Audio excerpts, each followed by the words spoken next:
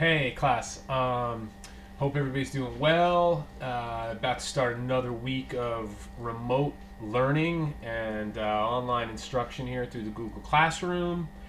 This week, we are going to get into the early stages of the Cold War. The Cold War is something you're probably pretty familiar with the work that you did in global studies. The information I'm about to lecture on corresponds with the same PowerPoint that you looked at last week, the one on World War II. It spins from World War II right into the results of World War II. So I will repost the PowerPoint to the Google Classroom, and you will be focusing on, or excuse me, I will be focusing on, just for the sake of this video today, slides 7 through 11. So slide 7 is where it jumps into world powers. So class, when World War II concludes, the United States and the Soviet Union emerge as the two world superpowers. The United States, a country based on the governing and economic system of democracy and capitalism, and the Soviet Union based upon communism. And both sides are essentially trying to spread their system and their way of doing things across the globe. I always like to teach the Cold War. It's like the two coolest people in school trying to win as many friends as possible over to their side. That's really kind of what the Cold War is about. Now, understand that both sides know that they don't want to go and like re-engage and get into a full all-out ground war against one another. It's a war of ideas. It's a war of spending. There are some ground conflicts fought in other countries backed by the world powers, which we will talk about as we go through it. So, understand, and you see that on slide 7, that world power slide, the United States and the Soviet Union. Moving on to slide 8, where it gets into containment.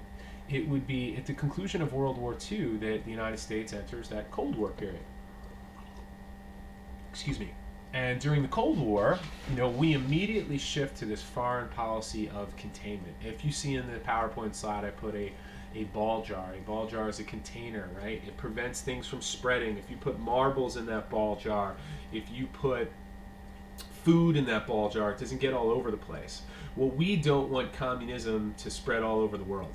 Okay, we want to contain it. We want to keep it where it is.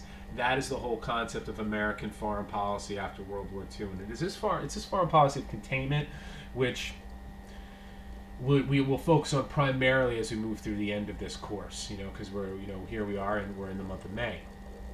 In the United States, would take various types of actions to contain communism. In some cases, it would be warfare and conflict. In other examples, it would be money. And these are ideas and themes that you will hear me discuss as we go through the PowerPoint. Looking at slide 9, Cold War. I love the political cartoon here. If you look, it says, each side has, the H bomb, the Z bomb. They have these, these huge weapons, right? Because both sides understand, the U.S. and the Soviets both had nuclear capability during the Cold War. They had atomic weapons, as did we. But what are they fighting with in that cartoon? Bows and arrows, right? They're using a primitive weapon because neither side wants to use their bombs because they see what it does to the world. Both sides lose. If the U.S. and the Soviets declare nuclear war on one another, both sides lose. So they're fighting with primitive weapons. And if you look real closely at the cartoon in that in the PowerPoint there on what is slide 9, you'll see, what does it say? On no account to be used because the other side might retaliate.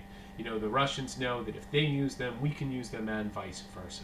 So, this Cold War begins immediately when World War II ends, and like I said, it's really a conflict of ideas between the United States and the Soviet Union, which gets fought in ways that aren't always fought with the military.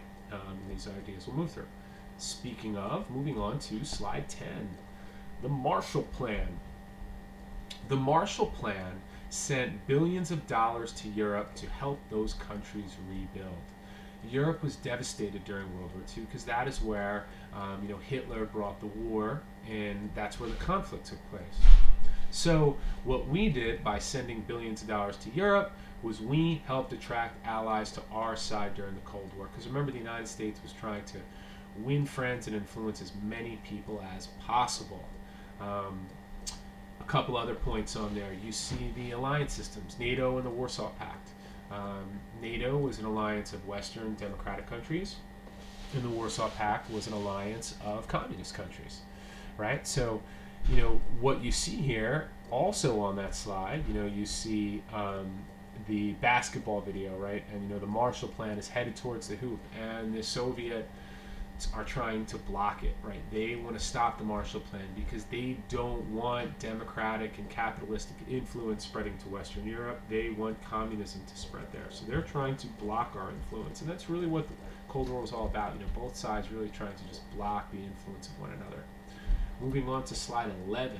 That's going to be the final slide for this video. Berlin. Berlin would be divided. With East Berlin being communist and West Berlin being democratic. The Berlin Wall is that symbol of the Cold War. Those of you who took not right now, give me 1 second, okay? Sorry, that was my daughter. So the those who had Mr. Miltello's class last year, he shows his world famous video. For some reason, he finds it unique and funny, where David Hasselhoff is dancing on the Berlin Wall in some crazy jacket. Okay, that Berlin Wall is really symbolic of the divide. So, but let's think about the Berlin Airlift. That's really what we focus on here in U.S. history. So, once again, it's a way of making democracy and capitalism look good. With the Berlin Airlift, we drop supplies on communist East Berlin, which makes the U.S. democracy and capitalism look good, which is our goal. And it makes communism look bad because in this communist sector of Berlin, we, democracy and capitalism, are providing the supplies that those people need to survive. If you guys have any questions, send me an email. I miss you all. I really do. And I hope that this finds everybody in good health. I hope to see you before this year concludes, live and in person. Take care.